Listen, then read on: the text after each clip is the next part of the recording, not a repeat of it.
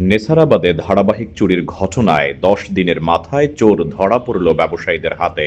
South Bangla নিউজের তথ্য ও video চিত্রে দেখুন বিস্তারিত। সাথে আছি আমি কাউসার মাহমুদ।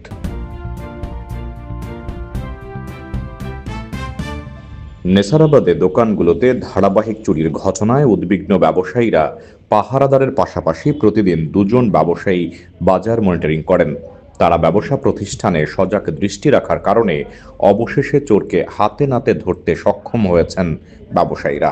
রাত ১টার দিকে ইভা নার্সারির পাশের একটি দোকানে চুরি করতে গিয়ে জিসান নামে এক চোর ধরা পড়ে ব্যবসায়ী ও স্থানীয় জনতার হাতে। প্রাথমিক তদন্তে তার নামে একাধিক চুরির মামলার খবর পাওয়া গেছে। থানায় তার নামে একটি চুরির মামলা রুজু করে পিরোজপুরে পাঠানো হয়েছে।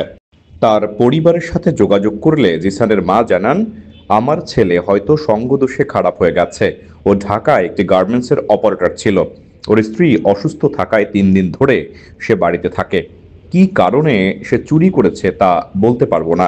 বাজার ব্যবসায়ীরা জানান, বাজারের পর পর কয়েকটি চুরি সংঘটিত হয়েছে আর প্রতিটি চুরি একইভাবে করা হয়েছে। তাই আমরা সিদ্ধান্ত নিয়েছি বাজার ও পাহারাদারদের মনিটরিং করার জন্য ব্যবসায়ীদের মধ্যে থাকা দুজন রাতে বাজারে অবস্থান করবে।